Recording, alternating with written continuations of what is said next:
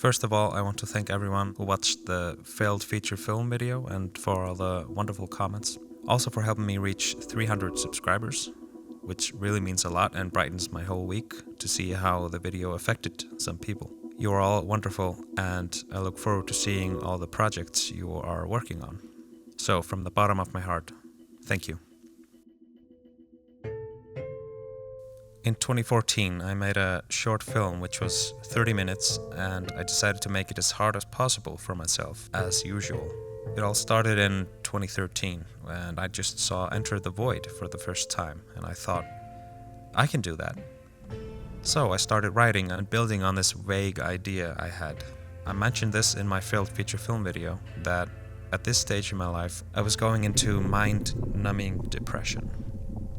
And this was the time where I was starting to crumble. Depression comes in waves. I was either overly joyful or panicking about the point of it all. Because of my lack of self-care, the downs started to become a lot more common than the ups. Then, at a certain point, I was down almost all of the time. While filming this short, I was starting to fall down deeper.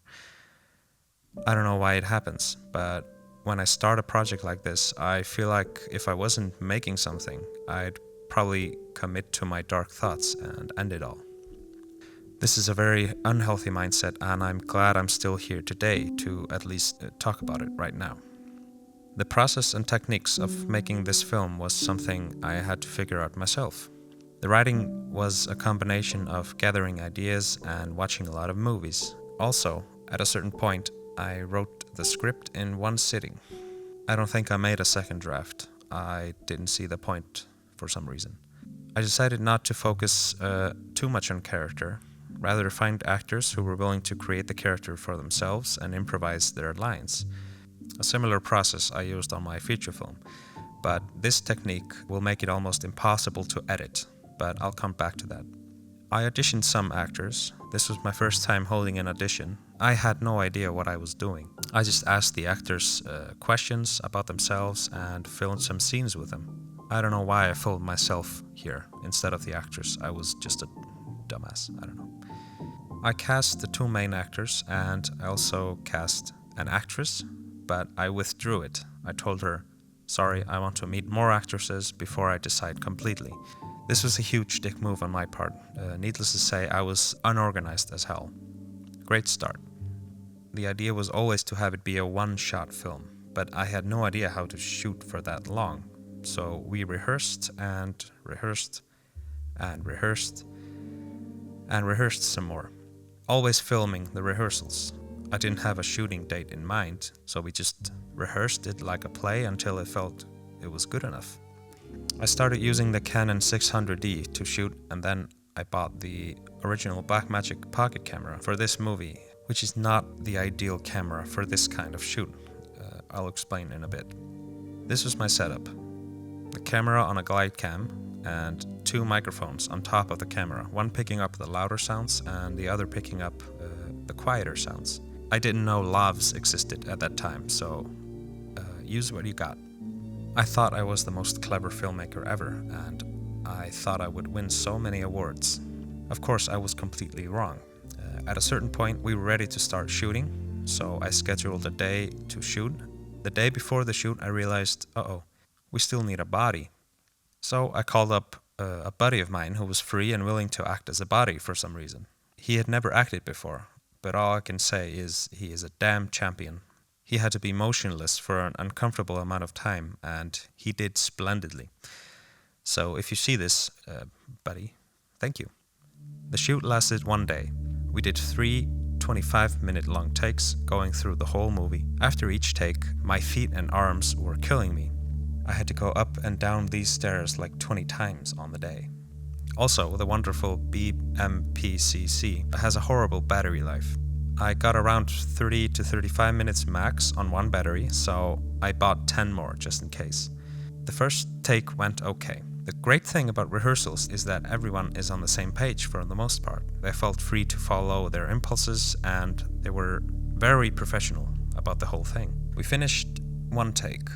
During take 2, the battery ran out during an intense scene. I had to cut the actors off and said, I have to change the battery, which is a funny moment.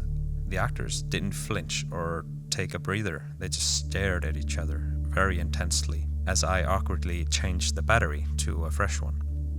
It was easy to them to just return to the conversation, but it was still a huge mistake on my part. I could have connected the camera to an external battery, but, use what you got. During some shots, I opened the aperture ring on the lens to let more light in the middle of a shot, thinking I would cut around it. I don't know why I thought that, since, minimal editing. So the aperture adjustment stayed in the film and became a stylistic choice, sort of. Sure. We did another take, and it was okay. After wrapping for the day, I returned to shoot some additional scenes like the beginning for this shot, which was a POV angle of the guy passing away. I took the lens off the camera as if the soul was leaving the body. It became a cool effect that I kept using some time later.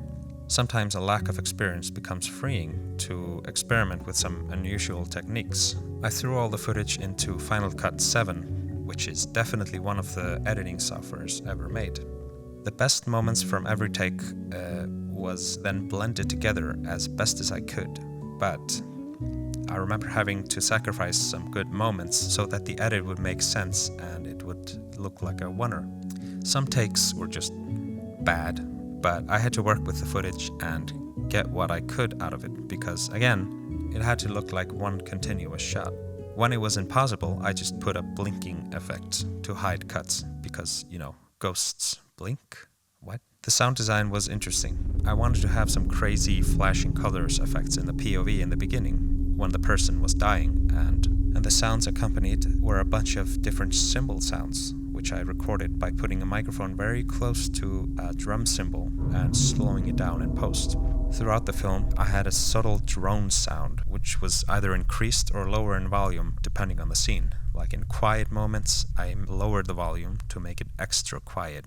And when the ghost character was trying to scream at the other characters, I increased the volume of the drone. Some of these techniques were just because of trial and error, but the overall sound of the film, including the dialogue, were the film's biggest shortcomings. When the film was finished, I uploaded it and shared it on Facebook, and that was it. It was done. And again, like most of my projects, after a long time of prepping and shooting and editing, I just threw it out there and that was it. I didn't know what to do next. It was finished. This was my first taste of the feeling where after focusing on nothing but a film project and finishing it, there was a hollow, empty feeling inside. If anything, I wanted to get right into the next project, but it was getting harder and harder to stay motivated because of my mental state. Anyway, a little bit later, people started seeing the film, and I got some criticism, which was a first for me also.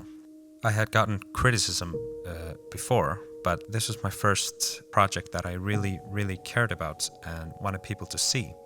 Most of the comments were about the sound issues of the film, like it being too quiet. When I read some of the comments, I was just like, wear headphones or something. Just get some better goddamn speakers. You don't know what you're talking about. Stuff like that. I never actually said that to anyone, which is good. My ego was too big, I think. I later realized, of course, it's not as good as I hoped, not anywhere near it, but it was a good practice for what came next. A music video, and also a feature film, but there's that other video I made. I sent the film to some festivals. It got rejected, but I also sent the film to some YouTuber filmmakers I admired. I got no responses, except for one. Disregarding Henry is a YouTuber who I've been watching since 2014, and I think he makes brilliant film reviews. He responded by complimenting this film for its mood and the sound, which I was happy with.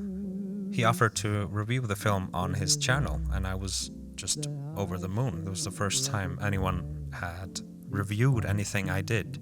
If you have time, please check his channel out. He's the best. I knew he was giving a pretty glowing review despite all the issues, but That was my first real positive review of something I made. Short films are a tricky thing. There is such a thing as a perfect length. There has to be a good reason if it's going to be longer than 20 minutes. 15 minutes even. Don't have any opening credits. Please do the sound design on some speakers, not headphones. And lastly, have some more people on the crew than yourself. Have someone controlling the sound at least. But we all gotta start somewhere. I'll put the film on this channel if anyone's interested, and thank you for watching.